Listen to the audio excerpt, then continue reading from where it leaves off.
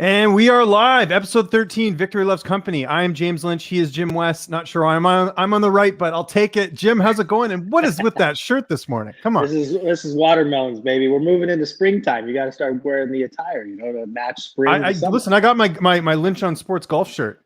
So when I'm out on the course, everyone knows. There you go. You know what's going on. Got to get. Yeah, but is your game getting any better? It is. Although I struggled a bit on the front nine the last game, but we'll get into that in a second.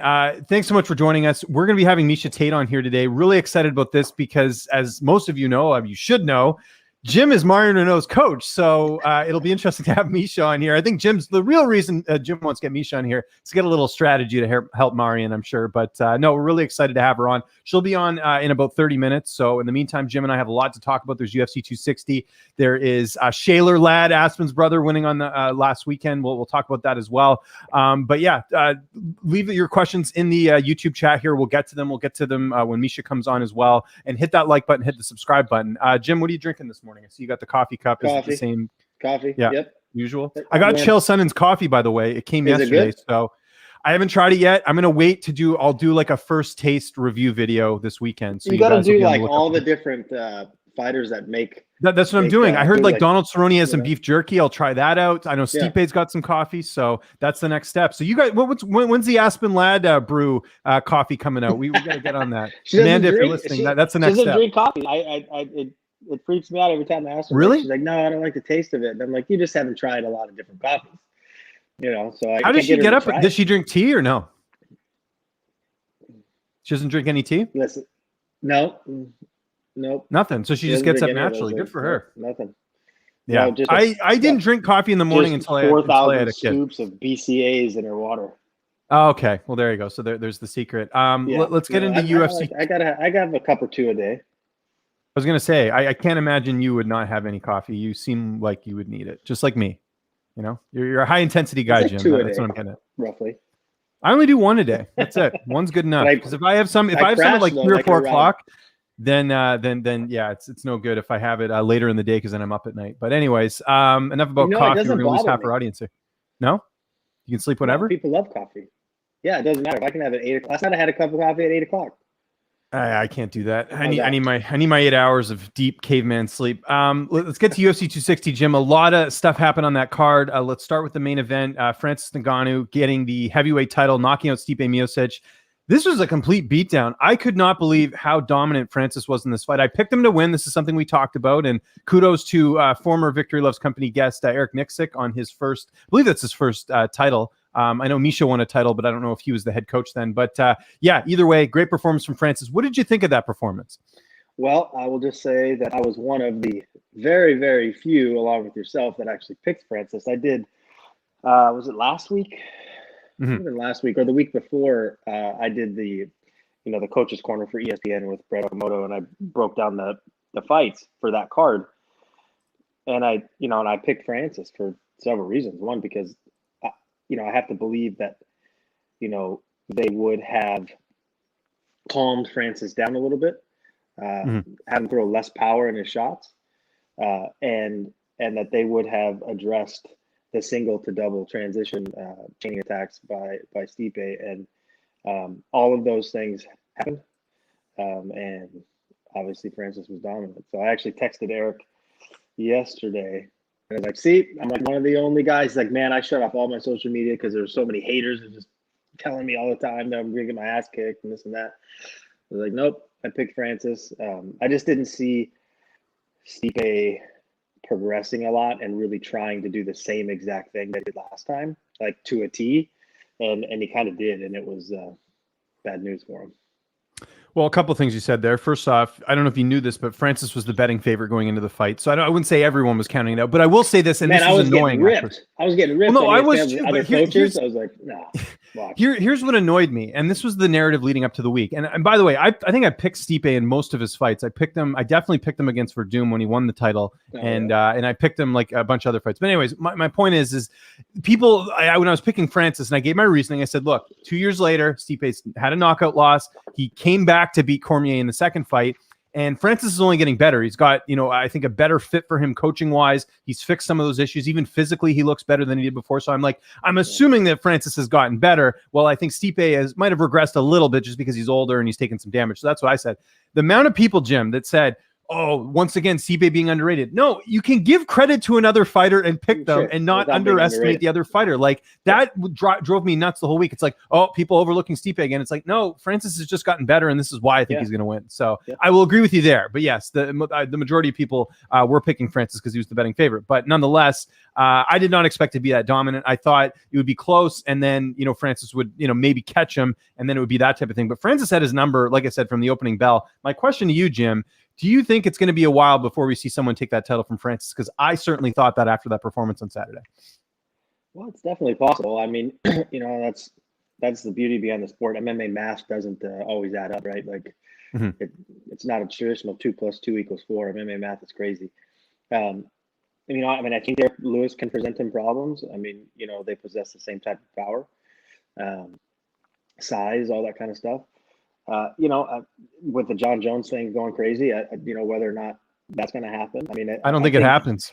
Yeah, I don't think it happens, man. So here's why, and I don't mean to interrupt you here, but if John's having issues trying to get this fight now, I mean, we knew he was moving up to heavyweight a while ago. Why was this not determined ahead of time? You know what I mean? Like it was inevitable he's going to fight the winner.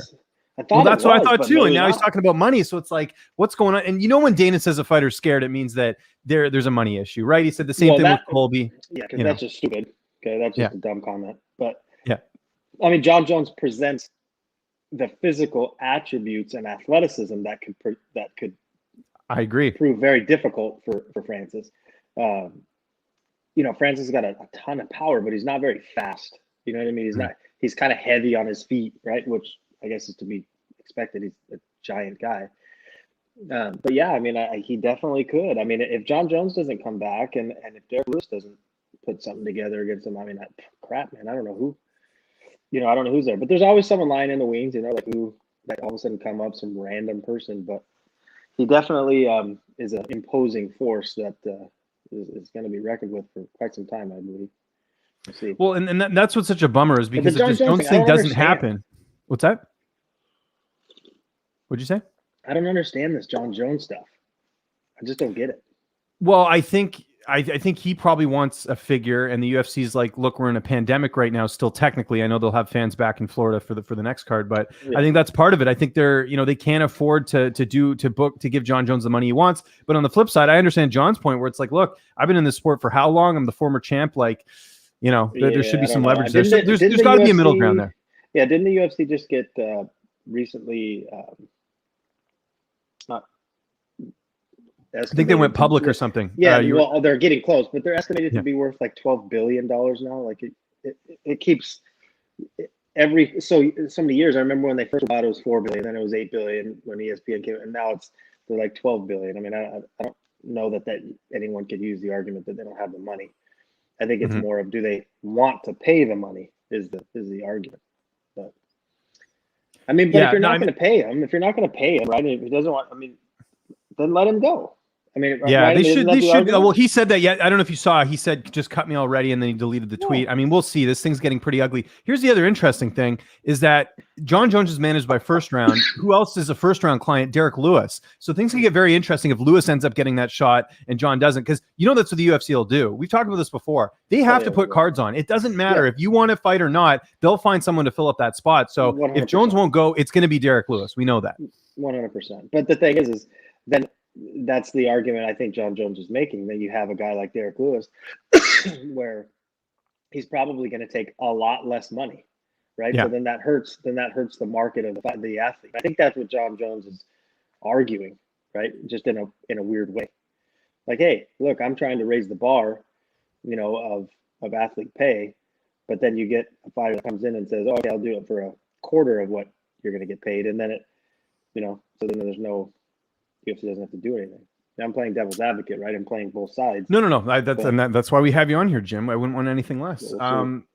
We'll see what happens. But either way, great win for Francis. That was a pretty epic main event. The co-main event, Vicente Luque submitting Tyron Woodley. Did you know, Jim, that through I think it's 27 career fights, Tyron Woodley never been submitted?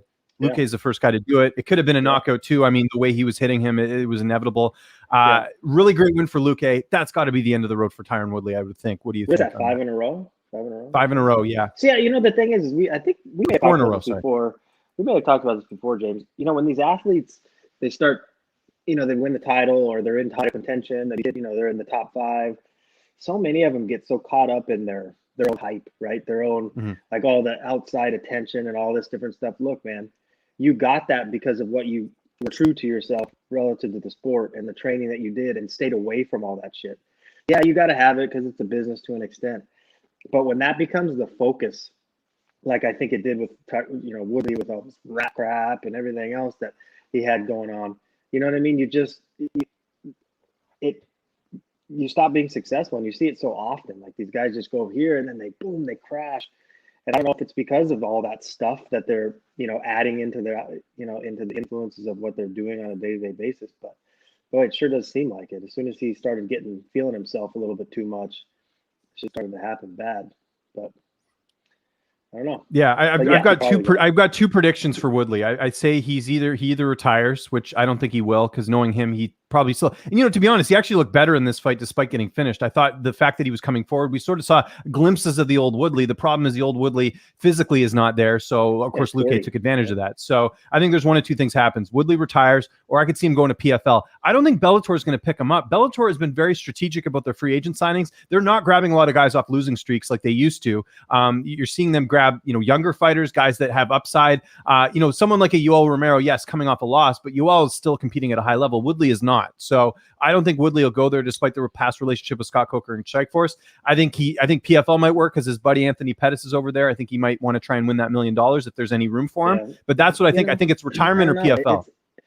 I think people have to understand. Yeah, I mean, I think so too. The thing is so many athletes. I understand. Like I was involved in a sport at a high level too, and you think you can physically, I can still do this, but you don't understand, man. You start reaching that late 30s, that 40s mark. No matter what, your mind can tell you, yeah, I'm still good, I can do this, but I don't care what anyone says. You have to realize and understand that, look, it comes to an end for everyone, and you can't. Father time always wins. And those guys that are in their 20s and their early 30s, you're just not going to keep up. The majority of the time, you're just not going to keep up, and you have to understand, like, okay, maybe it's my time. It's my time. You have to understand that. It's not quitting. It's just understand. Look, I've gotten older. I can't compete with these guys anymore. It just is what it is. I'm not saying it's not easy, but it's worse, I think, when you're just not competitive and you just keep going and you just keep going. It's like, man, you got to go out, man. It's just, in this case, I think he just has to retire. He's done. Like, what's he going to do? What's he going to do? Yeah, he's not going to beat anyone. That's no, you're right. 15 at this point. He's just not. It's not like he's going to go vie for the title again. No, of course. Well, no, he's not going to be back with the UFC. And like I said, I don't think Bellator is going to pick him up. PFL, maybe. I mean, maybe there's some guys he could beat over there, but why risk it? I'm always going to be the guy that says retire. If anything, retire earlier than later. I think that's for your long-term health. Yeah, Woodley probably makes $500,000 to show up, and probably a couple $100,000 on the back end. So what are you going to do? Re-sign a guy who's 40, who's lost 5 in a row? Or are you going to go and sign Dana said as much, though. Dana's like, he's not back, basically. Right. Yeah. Or are you going to go and sign a guy who's 23, 24 years old and sign him at the minimum to come in at 12 and 12 and hopes that he makes it, right? The upside is it business-wise and athletically-wise, it just doesn't make sense to re-sign someone like that. But the one other thing I wanted to touch on this card, I wanted to get your thoughts. Sean O'Malley, really good performance over Thomas Almeida, getting that third round TKO finish. It was a counter left that finished Almeida in this one. Great comeback for him. I think that's probably the end of the road for Almeida in the UFC. What did you think of that performance? Again, same thing. I'm not hating on O'Malley, but he also did fight a guy who was was tailor-made for him to be able to showcase some of those skills, right? Like tailor-made. A guy who's hasn't been successful in his last several fights, been knocked out really bad in a few of the fights. I mean, I think that fight was a great fight for Sean O'Malley. I think the same thing still applies. we will see when he fights a legitimate top 15. He fought Cheeto, and we saw what happened. He gave up. I don't care what anyone says. He gave up. He gave up with his ankle. I mean, we've all seen guys finish fights with torn legs, torn ACLs, broken bones, all these different types of things. He gave up. And because he started to face adversity.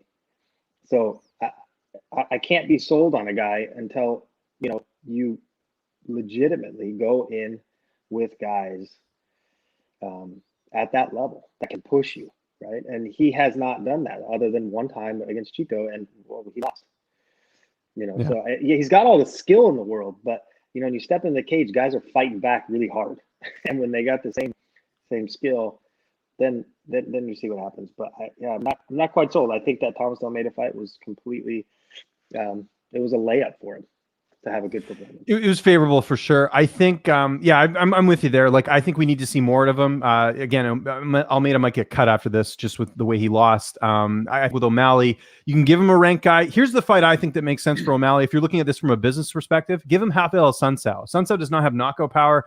He's not a guy that's going to threat you too badly. Sunsao's coming off that knockout loss to Cody Garbrandt. I think a Sunsao of old is gone, and I think this is a good opportunity for both guys to prove where they belong. I think if O'Malley beats him, obviously he's a ranked guy. If a Sunsao wins, then obviously he still has it. I think there's a very safe fight, as opposed to, say, Dominic Cruz. Like, I don't know why people feel like he could beat Cruz at this point. Cruz just beat a guy in Casey Kenny, lost to Cejudo before that. Cruz is still competing at a high level. I would avoid that if you're in the Sean O'Malley business, because the Sean O'Malley business only works if you're winning. So I think a Sunsao makes sense. What do you think of that? Yeah, I think that's another layup for him. But he's ranked, though, at least, Jim, right? At least you can make that argument that he's a ranked guy. Yeah, exactly. But you're right. I agree with you. I think it's a fight that is, ripe for O'Malley to have another highlight reel finish. Dominic Cruz, I mean, that's an interesting fight. I mean, but Dominic's getting up there. I mean, he's not old, but he's in his 30s. So I mean, I don't know. We'll see. But it sometimes makes sense, right? If you're going to go and get a number, right? Before we head over to talk about your weekend in Utah, we got a couple questions in here from the chat we might as well get to. Amanda, if you want to get the one up about the Juliana Pena thing, I was curious to get Jim's thoughts on this, because Dana White did mention this from Max Holloway in the chat. It says, is Jim stoked Juliana Pena is rumored to get that title fight? I'm super stoked. The thing is I've always made the point that I get why she's doing it. Mm-hmm. And I get why Juliana Pena is avoiding Aspen Ladd. I get it, because she wants a title shot, and fighting Aspen Ladd is not going to be it's going to be detrimental to her health. So I get why. So it is what it is. Maybe Juliana wins. If Juliana wins, and then she can't avoid Aspen anymore. I'm not saying that she's. It's going to happen. It's just a matter of time, that fight. But the thing is, it's just annoying, right? When you back out twice for no reason, and then you just try to skip the line and go and fight Amanda. Business-wise, I get it, but like I've always said, she can only hide and run for so long, because Aspen's 26 years old. She's not stopping anytime soon. So. Okay, and we'll just get one more question, then we'll get to the Utah stuff. Dean D at the end says, would Coach Jim work with Sean O'Malley? Sean seems to be a head case with a bit too much of a swagger. Well, I think some of these guys like Sean O'Malley, in order for him to progress really and be the world-class fighter that he says he is, he needs a coach to actually put him in his place and be a leader, and actually tell Sean, this is what your training schedule is today. This is what we're doing today, and put him and get him outside of his comfort zone.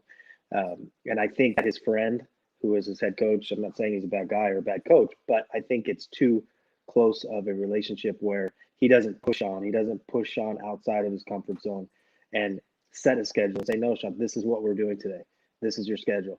And I think until that happens, I don't see that Sean O'Malley can get over the hump as far as being that true world-class athlete that he says he is. Here's my pitch to Sean O'Malley: go live with Anthony Hernandez out in the boonies, live on his couch, and then do gym, and then get lectured by a guy who wears a shirt like that. There you go. That'll change his career. Watermelons, baby. Let's talk about Utah. We'll get to your guys' questions in a bit. Again, Miesha's going to be joining us about 10 minutes, but Shaler Ladd, Aspen's big little brother, came out with the win. I know there's a bit of adversity. Just for those who didn't see the fight, what exactly happened with Shaler? And he had a bunch of opponent switch-ups. Who did he end up settling on? Yeah. So we had 4 guys actually fight on the card. 3. Okay, yeah, might as well plug all of them. We went 3-1. Joseph Lee won by TKO in the second. Robert Bella just was a beat down decision. And then Shaler won via TKO. The one fight that we lost, I mean, kid's Eric Hanley's tremendous upside. Like his striking is next level striking, and everyone knows that he's only been grappling for about 2 months. So, no one was willing to fight him. So we ended up, the only guy that was willing to fight him was some high level wrestler, and we got wrestled.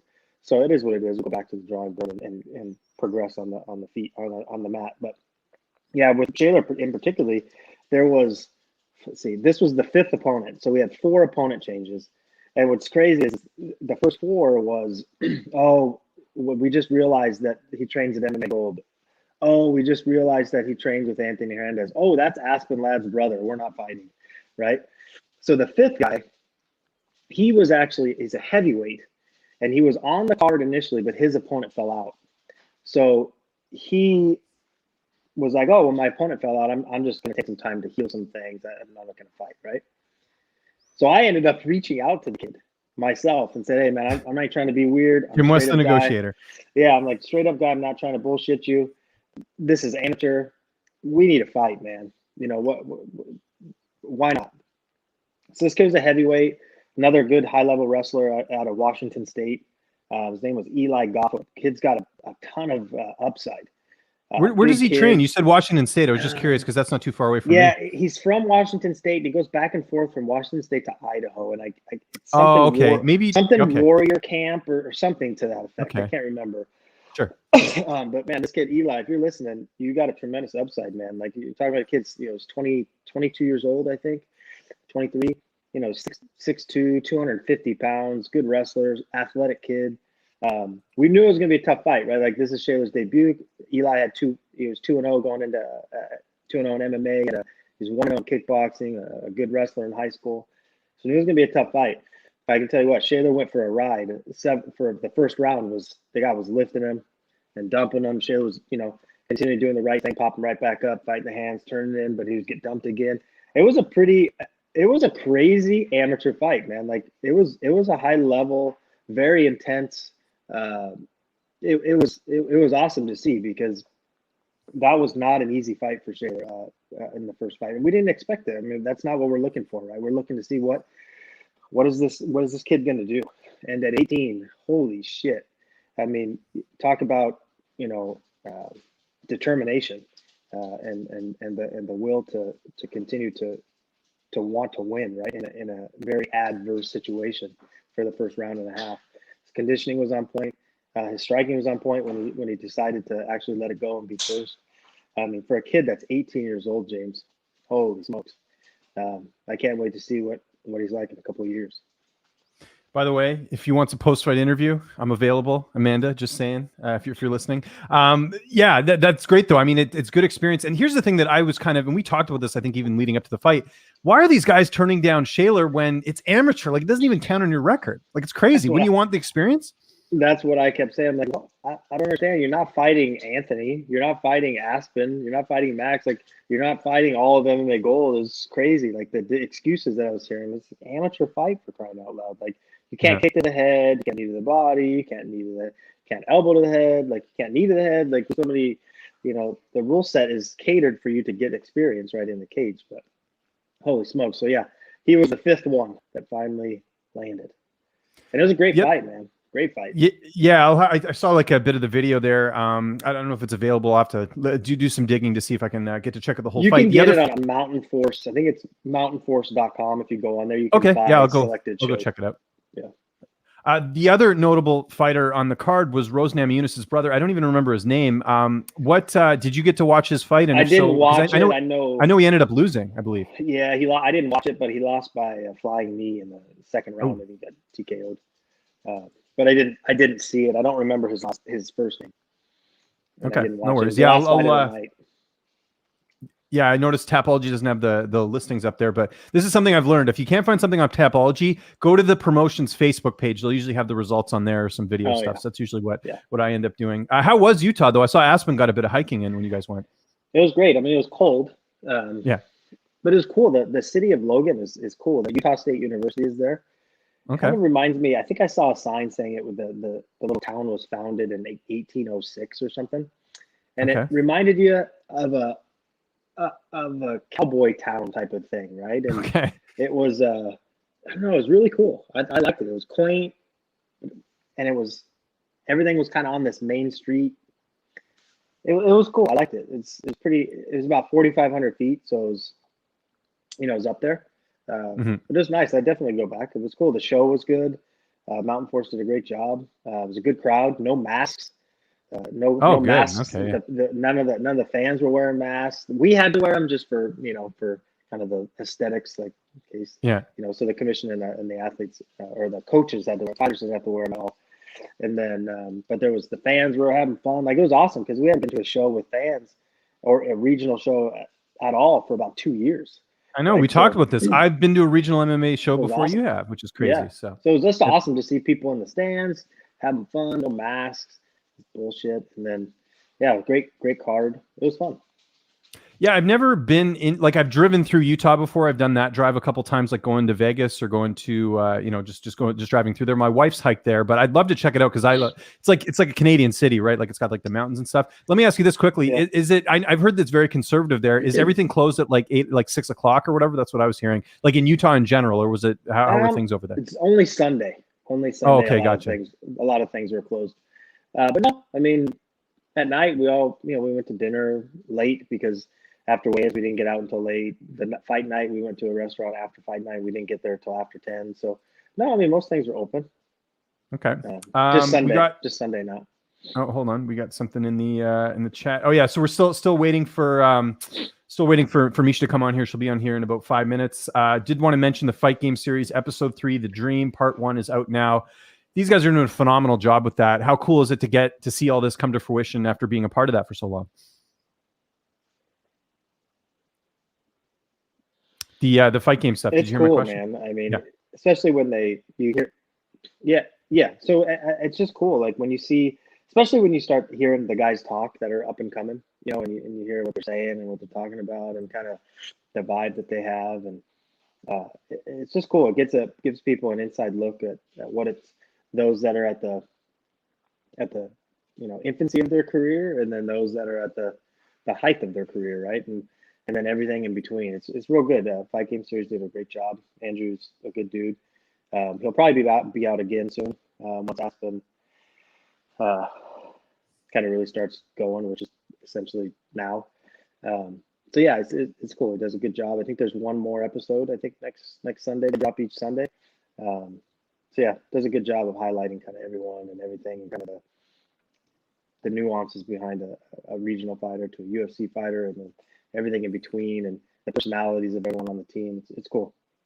Oh, I think it's good too. It's like good marketing as well. You kind of get to see these fighters a little bit differently than your typical, hey, they're in the cage or whatever. So yeah. I think it's like, I like all that stuff. The Embedded, Will Harris does a great job. The Fight Game guys do a great job. Like it's cool to see behind the scenes look. And I think they've done a really good job with your team, especially just with the last, couple episodes that I've watched and tuned into as well. We had a question in the chat actually about Aspen. So you said she's back to training. Timeline of her coming back, I know we get asked every week, but it's still, you're assuming like late summer or something. So Aspen is preparing for July 10th. July 10th. Oh, interesting. Okay. Yep. That's what she's preparing for. I can't talk about who the opponent is probably going to be, but you can expect to see her. Well, you can do the math too, right? I mean, if people are watching this, you can expect to see her July 10th in Las Vegas on the McGregor 48-3 card. Well, that's awesome. What else do we got? We might as well get to a few other questions while we're waiting for Miesha here. Let's see what we have. D&D, we'll get to that question about how would Coach West motivate or fix a former champion like T Wood? That's a good question there, Amanda, if you want to pull that one up.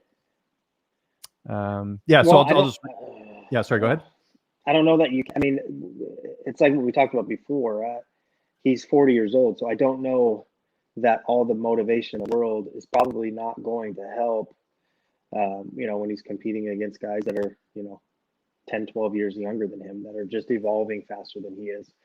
The age continues to go up, and then you keep fighting guys that are, younger, right? I don't think this is the case of motivation. I think the case of motivation and getting people out of their comfort zone would work to push someone like Sean O'Malley, but not in the case of someone who's 40 years old and coming off of 5 losses in a row. I don't know if that's something that you can motivate to go out and beat someone in the top 10. I just don't know if physically you can do it anymore. Well, and not just that, but I mean, you know, the older you get, the more set in your ways you are, right? Like this is something we actually, I started a podcast yesterday with Kendrick Johnson. We had Rashad Evans on, and Rashad sort of mentioned that about just his own dealings with Woodley, where, you know, he's kind of, to put it lightly, stubborn, right? So, I mean, when we have people saying, hey, maybe you should try this or do this, you know, it's hard to change those bad habits. And, you know, I even know that just, you know, being older, right? Like you're sort of set in your ways sometimes. So yeah, I think with someone like T Wood, you're not going to see a different T Wood miraculously come out and, you know, change anytime soon. So what you're seeing is basically what you're going to get the rest of his career. And that's why, I agree with you, Jim. I think if he wants to retire, all the power to him. I'm sure he can find some other stuff to do, whether it's analyst work or whatever, right? Yeah, so. Well, he's already doing that, right? Isn't he an analyst? Yeah, he's doing some analyst stuff. You know, you can do seminars. There's lots of things. I mean, you're a brand essentially. This is something that, you know, we've talked about off air about, you know, even something Aspen's been working on since she's been injured is like your brand's a powerful thing. You have an audience. If you can utilize that, I mean, that's that's something that can carry you the rest of your career if you're smart about it, if you do it strategically, right? So yeah, 100%. I don't think it's a motivating thing. I don't think it can motivate you. Oh, this is a great question and good as we're still. Oh, hold on. Do we have something in the chat here? Yeah, so Miesha just texted. She's going to be on here shortly. We'll get to the question here from Max Holloway though. How did Marion Renault approach Jim about mentioning this would be her last fight? Great question. Well, it's odd because when I spoke to Marion, she didn't tell anyone prior to her last fight. But Marion, in her mind, like we talked about, like I said earlier, every athlete gets to a point where they just know. They just know you're not quitting. You just know that, hey, you know, my time is kind of done. And prior to her last fight, she had already made up her mind that even if the UFC were going to offer her a new contract, assuming she won her last fight, she was not going to accept. She was going to retire on her last fight. And I didn't actually know that until after, when we found out that that the UFC was going to basically honor her last fight and give her a retirement fight, and it was going to be Miesha Tate. Marion was super excited. You know, and she's going to go out there and she's going to give it every ounce that she's got. But it's like we talked about, James, earlier in the show, is every athlete you have to come to the realization. It's not a quitting. It's just, I can't do it anymore at that level. And Marion had known that going into her last fight. And she very well could have won that fight against Miesha. She had it. I think it was a small couple little things here and there that kept her from winning that fight. But yeah, I was excited. I mean, it's an awesome fight, right? Like, going, you know, Miesha's making her comeback. Marion's, you know, announcing her retirement. I think it's awesome. So yeah, I think it's all cool all the way around. And one of the things I've always loved about Marion is like the resume. You look at who she's fought. I mean, how many women have had the resume she's had? Everyone. Like it's and that's what makes it so interesting. It's like, yeah, Marion's not on she's not on a winning streak right now, but look who she's fighting. I mean, we're talking top level fighters in the division. She's losing. Exactly. Yeah, she's not getting first round. Narrow. These are competitive wins. Like these are very competitive. It's not like a Tyrone Woodley who's just getting beat bad. I mean, Marion's losing split decisions, like inches, right? So yeah, it's pretty cool. She fought everyone. I think the only person she really hasn't fought that was a contender or fought for a title was Amanda. That's it. Well, looks like we got Miesha Tate going to be joining us here. Amanda, you can put Miesha on whenever she is ready here. We are so happy to welcome on the former UFC champion, Miesha Tate. Miesha, how are you? I'm doing great. How about yourself? We are doing awesome. I speak for Jim as well. Thanks for doing this. Of course, Jim is Marion's coach, so won't reveal too much of the strategy here heading into the fight. But before we get into all this stuff, I always ask our guests, because it's early for me as well. I'm in Vancouver. What is your morning routine typically? It usually starts the baby crying. I get up, breastfeed my baby, and then my daughter's up shortly after that, and yeah, we get the kids breakfast and then off to training.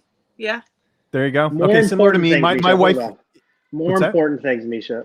How do you like the watermelon shirt? I busted out the watermelon shirts. We're turning in the springtime, and James giving me a hard time about it. Like, no, look. I love it. James? See? Watermelon. Yeah. There you go. We'll take your word for it. Yeah. Well, first off, congrats on making this comeback. I think it's amazing, and I think it's awesome. And I know when we had done our interview, I want to say a few months ago, I know you had revealed that if you were to come back, it would be for the UFC because you still had fights left on your contract. I wanted to know, when was the moment you knew you were going to come back? Because I'm sure you're seeing some of your close friends, Julian Erosa, Gustavo Lopez, they're in the UFC now. I'm sure that played a bit of a role, seeing the success that they've had. And you're like, you know what? I could do this too.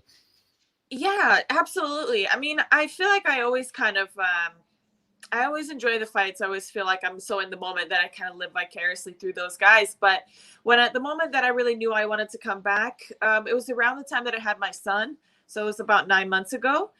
And I just, after I had my baby, the pandemic kind of brought everything home for me. What's really important. I was stuck in Singapore, so to speak, even though Singapore is not a bad place to be stuck. But in a pandemic, when you're used to like space, and I think, most people who grew up in like America or, anywhere where you'd have a car, you could hit the road, right? A road trip was just like on the menu. Like you just needed to get away, get out, get away, get some space.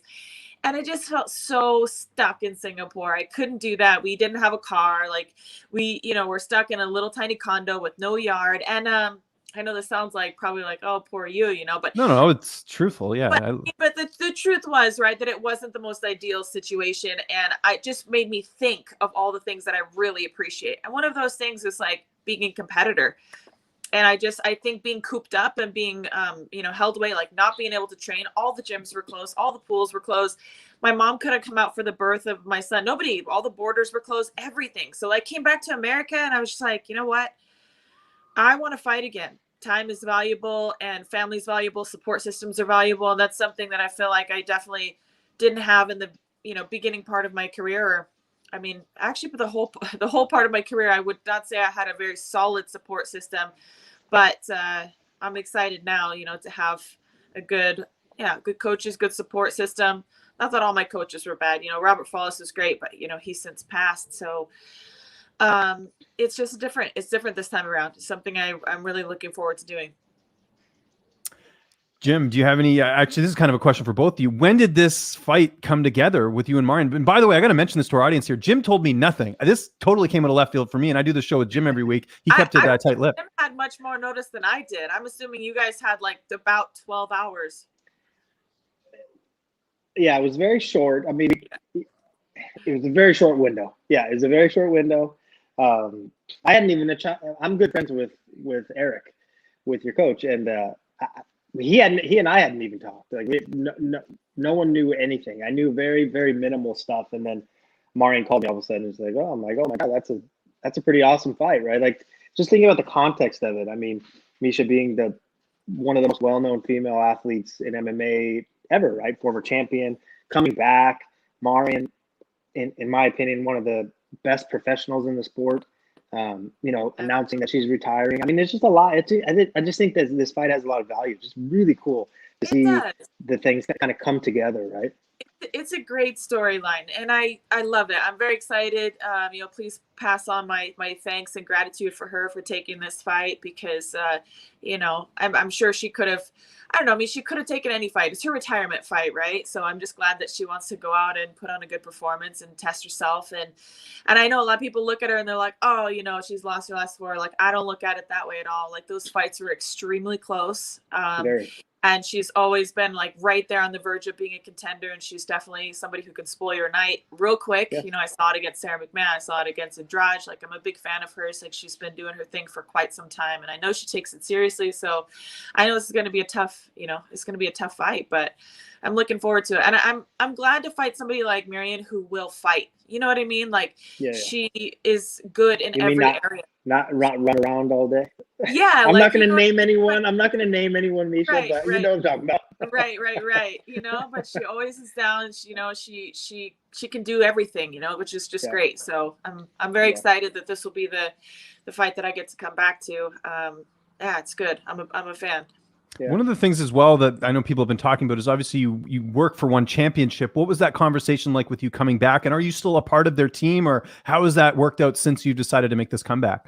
So as of right now, I am still part of One Championship, but I did have to put in my 30-day notice. So I'm kind of wrapping that up with One Championship. And I'm just really grateful that they've been so supportive. You know, Chatri, the CEO and founder of One Championship, you know, he understands what it means to be a mixed martial artist, and that fires back. And he's very supportive, fully supportive of that. So I'm excited. And speaking of which, since I am still working for One Championship, I want to give them a quick shout out real quick, because they have the One on TNT series events coming up. That's starting every Wednesday, April 7th. That'll be on prime time. I think it's 8 p.m. Eastern time, or 8:30.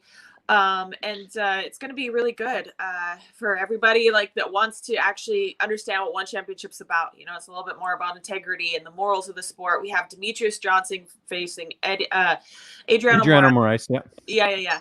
Which is going to be an incredible fight. You know, Adriano's a black belt in BJJ, and he is, you know, the reigning undisputed, champion of One Championship. And, you know, when we talk about legacy, when you talk about greatest of all time, obviously Demetrius Johnson is, you know, heavily valued in that conversation. To me, he's the GOAT, but this is that opportunity, right, to seal legacy. And then we've got Eddie Alvarez fighting, you know, Sage Northcutt will be a part of that at some point. Christian Lee is going to be on there. There's going to be a lot of, you know, really great fighters over those series. So we got 4 events in April, and I think everybody should tune into TNT, give a little love and watch it, see what One Championship's all about. Because normally these fights go on at like 4 a.m. for us in the Pacific, you know, Pacific Northwest or Pacific time. But that won't be the case on Wednesday the 7th. It'll be convenient, easy, free, great fights. There you go. Great promo. Miesha, I have a question for you. When I'm a couple weeks, let's say a couple months ago, I was in Vegas for some of the UFC fights, and I was in Extreme, and I was sitting with Eric, and we were talking about just different things, and he had mentioned you when you won the title. It was kind of like everyone in the gym around that whole time when you were training to fight Holly. Everyone in that gym was kind of focused around that whole plan as far as fighting Holly and beating Holly, etc. Was that similar when Francis won? Was the team in the gym kind of just really buzzing around Francis and kind of rallying around Francis when he fought? Was it a similar type of situation? So that's a really cool kind of thing that he and I were talking about. Yes, I would definitely say so. You know, before Francis got sent off, you know, to the fight, to quarantine, if you will, you know, Eric pulled the whole team together. It's like, you know, the last time that we had a belt in this gym was with Miesha Tate, with Miesha here. Actually, he doesn't call me Miesha Tate because that's weird when you know somebody. Right, you call them their first and last name. That'd be like him calling me James Lynch every show. Yeah, it's like, you know, with Mish, he's like, and he's like, you know, and we got to rally behind Francis to go and get it done and bring another belt home for the gym. So it's very much a team atmosphere, and I think that's where Eric is exceptional. He is just somebody who knows how to say the right thing to get the team to be a team, and also, you know, if he's in your corner, if he's in, you know, holding for you, he's a great motivator, and he's a great you know, kind of just somebody that you can always look, the big brother, you know, he's the big brother of the gym, and the good big brother, not the kind of big brother you want, you know, not the kind you don't. So he's just he's a great person, and he knows how to make a team. And certainly we were rallying. That was one of the most exciting moments for me, to see Francis go out there and accomplish his dream. How much also was this comeback played into the fact that the rankings, and Jim, you know, no offense here, but obviously it's a bit of a mess at the top with the bantamweight rankings right now. You know, Aspen's been out with her injury. You've got Yana Kunitsukayo just won, but Aspen has a win over her. You've got Juliana Pena now asking for a title shot, who I know is a good friend of yours.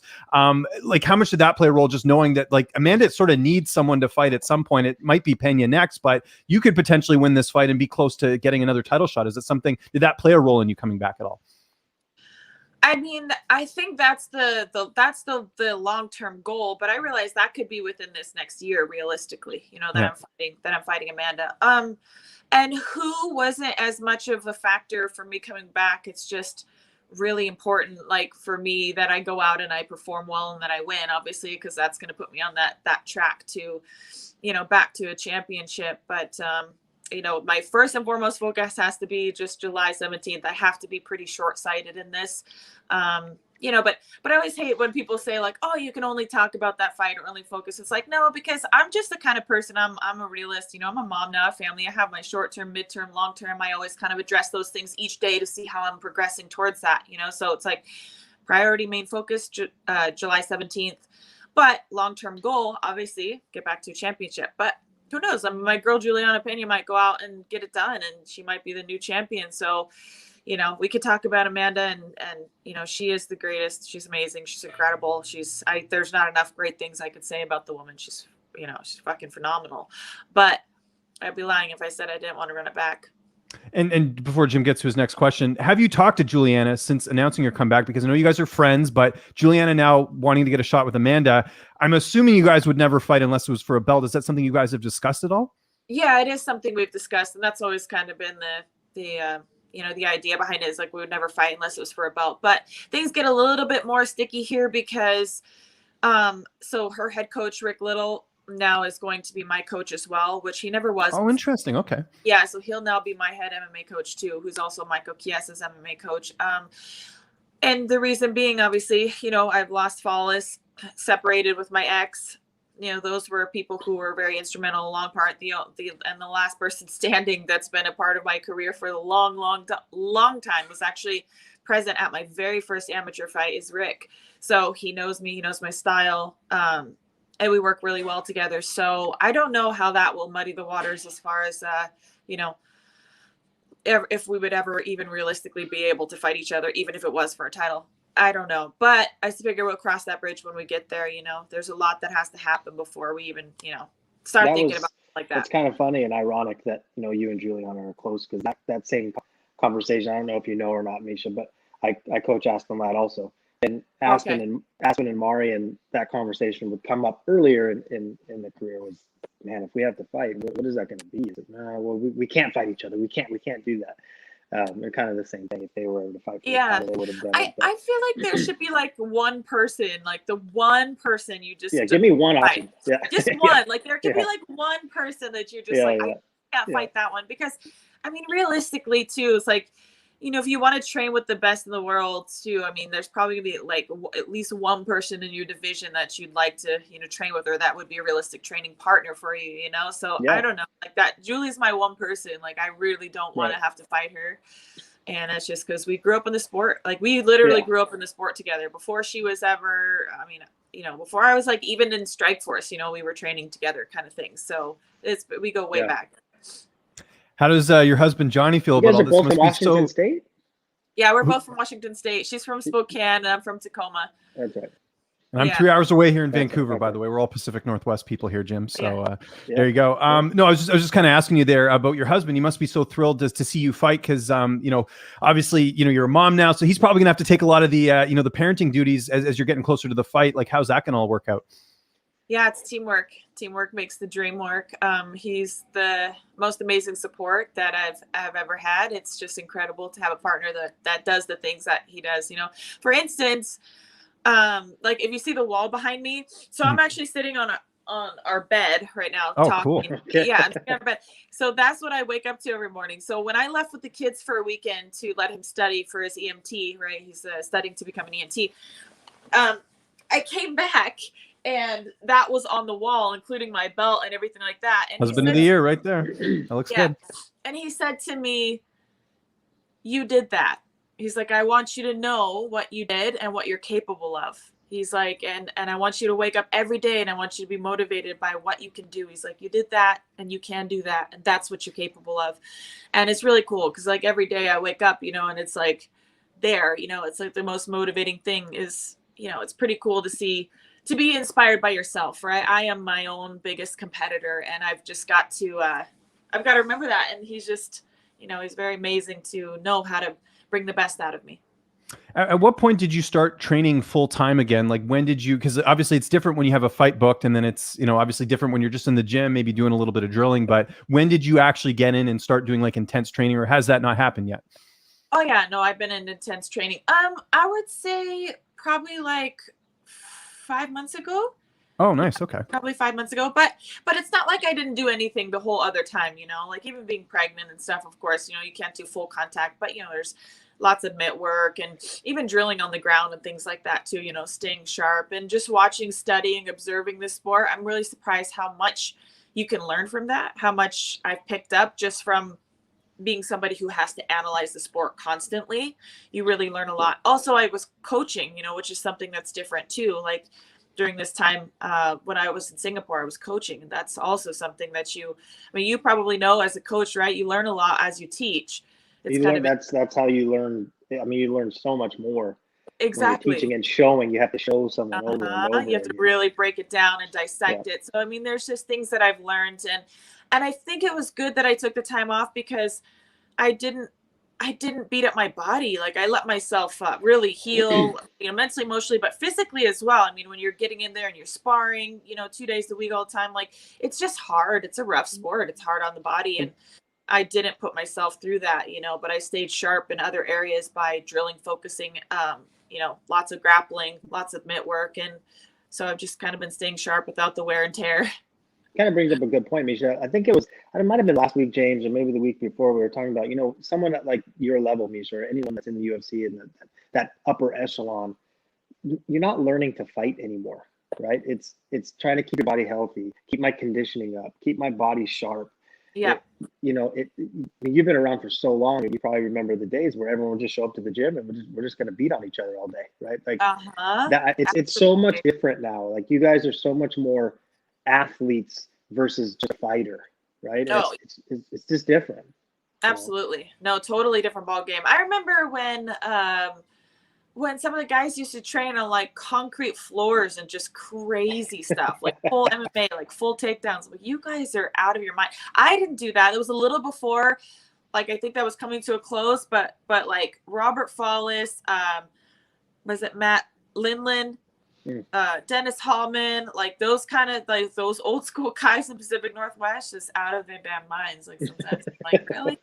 You guys did that? You're crazy. But still, like even when I started, you're absolutely right. As far as just training harder, not smarter kind of thing, that was still a lot of times like what people thought was the best way, like how you get tough and good at fighting. And well, maybe it is, but it's also like a fast track to no longer be in this sport, like to be injured, to be hurt, to be broken down, to lose your chin, like all that kind of stuff. So I'm glad that feel like I figured it out. There's a lot of gym wars that happened back in the day.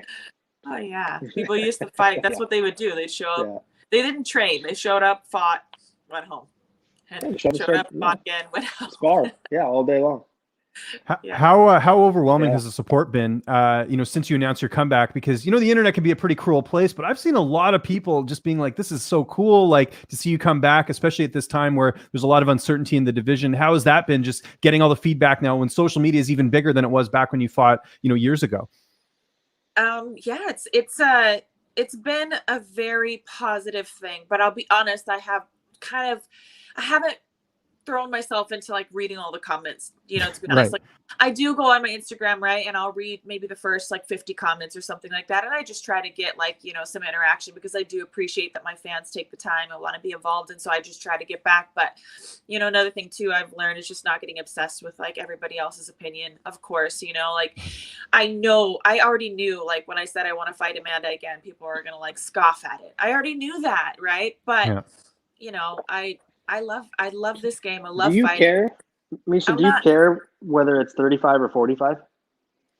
I'll be honest. Like originally, I was like, I wanted to go 45 just because I didn't want to have to cut weight, and I don't mind saying like I'm not very big. Like I'm walking around at like 150. I just weighed myself 151 and a half this morning, so it's not like I just wouldn't have to cut at all.